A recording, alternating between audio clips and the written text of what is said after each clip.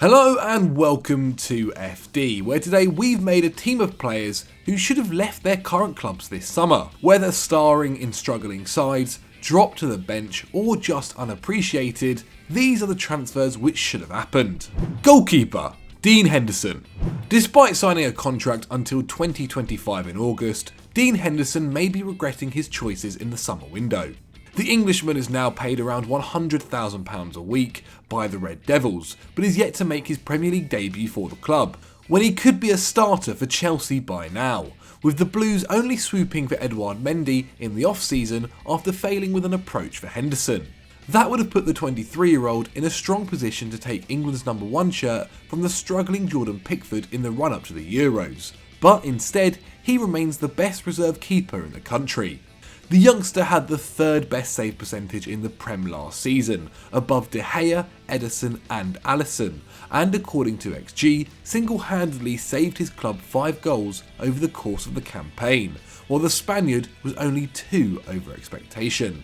With De Gea the best paid player in the league and signed up for another 3 campaigns, it's hard to see him getting benched permanently. Henderson could regret his loyalty to United. Defender Alvaro Adriazola. Returning to Madrid after winning the treble at Bayern Munich, Alvaro Adriazola has come down to earth with a bump this season. The Spaniard has played just 57 minutes in La Liga before suffering a calf injury, annoyingly denying him a run in the team while Carvajal was sidelined. And once he returns, will not only have to contend with the veteran fullback, but also Nacho, who Zidane has regularly fielded out of position on the flank. Real sold Hakimi to keep Odriozola, but at 24, the former Sociedad man might have been better off moving on, as to date he has just 69 top-flight matches to his name across his career, 20 fewer than Vinicius Jr. And he has plenty to offer a big side. Though he wins possession only around twice a game, his attacking instincts are strong, with 1.4 chances created per 90, the same as Carvajal over the last 2 years, and 1.5 dribbles a game, almost twice as many as the 28-year-old, who hit a career low of 0.8 a match in 1920. Injured, left out, and now injured again, it feels like a change of scenery would have benefited everyone this summer. Defender John Stones. Once heralded as the future of both England and Man City's defence, John Stones is virtually forgotten at the Etihad, let alone at Wembley.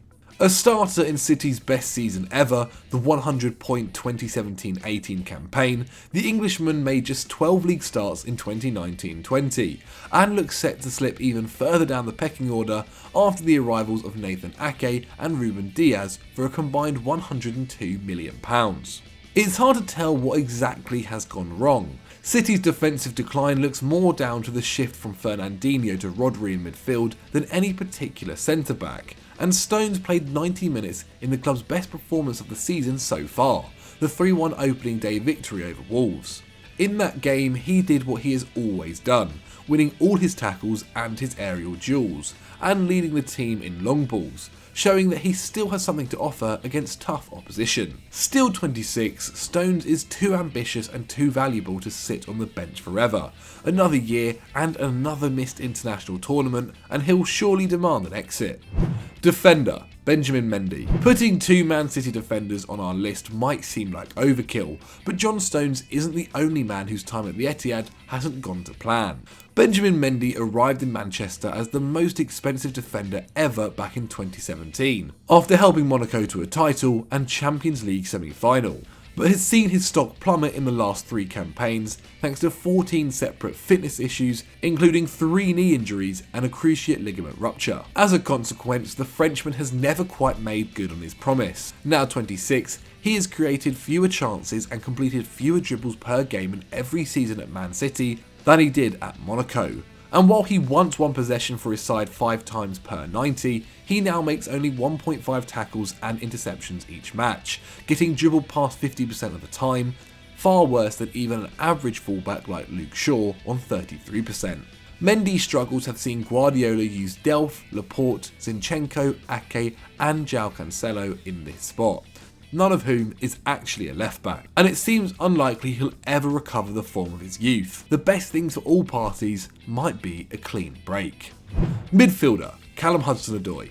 It's hard to tell how highly Chelsea rate Callum HudsonOdoi. The Blues spent £156 million on attackers in the summer, but still turned down Bayern Munich's loan bid for Cho, which included an £80 million option to buy, suggesting they think he's worth more than their 13th biggest transfer fee ever, but also not good enough to make their starting 11. He has seen game time in the opening weeks, with Ziyech and Pulisic injured, but Lampard's team has also been inconsistent, scrapping past Brighton and suffering embarrassing 3-3 draws with Southampton and West Brom. Meanwhile, Bayern are the continent's top scorers, and clearly have space for HudsonOdoi, with two teenage forwards and Eric Choupo-Moting all getting on the field so far. And the Englishman's skill set would fit them, with his solid 5 shots and chances created a game complemented by nearly 3 dribbles, useful for the Germans, who remarkably ranked 90th of the 98 teams in Europe's top 5 leagues with dribbles each game this season. Chelsea are still likely to have a good year, and Bayern could come back next summer, but if they don't, Cho could be stuck on the Stamford Bridge bench until his contract runs out in 2024. Midfielder Amadou Diawara. Amadou Diawara seems to be suffering from Bernardo Silva syndrome these days. Everyone rates him, but somehow he rarely plays.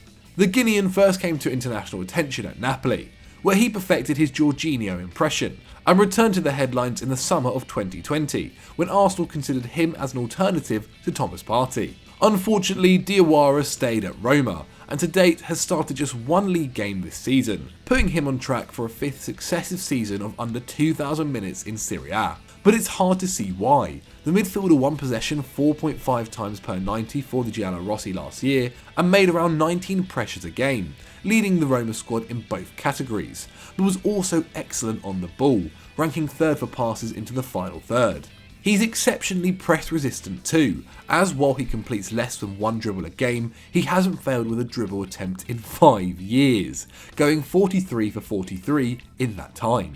At 23, Diawara needs regular game time and the chance to showcase his outstanding vision and work rate. With an asking price of just €20 million, it shouldn't be hard to find the new home. Midfielder Christian Eriksen. The last year has been grim for Christian Eriksen. The Dane left Spurs without fanfare, lost another European final, and could now be on the way out of Inter, amid claims that he was offered to Chelsea and Borussia Dortmund during the transfer window. But while Conte denies wanting to sell Eriksen, it is undeniable that he sidelined the midfielder, with only Nainggolan playing fewer minutes for the Nerazzurri this season. The 28-year-old was unlucky in his first 6 months at Inter. As well as the obvious COVID disruption, he couldn't finish and nor could his teammates, with his 6 expected goals and assists only producing 3 actual ones in around 700 minutes. However, he maintained the high standards he set in London, with 3 shots and 3 chances created per 90. And despite the luxury player tag, he is an active defender, with around 2 defensive actions a game and plenty of pressing. It might have been controversial, but a temporary move to a side struggling for creativity, like Arsenal, could have sparked a resurgence. We'll see if the famously stubborn Conte will change his mind. Midfielder Joseph Brecher. Just one European team drew all of its first 4 games this season, Wolfsburg, who were also the second lowest scorers on the continent in the opening month, netting just 2. Those came from Dutch workhorse Wout Weghorst and Croatian winger Joseph Brecher, who stayed with the Wolves after Atalanta failed to agree a fee for him over the summer.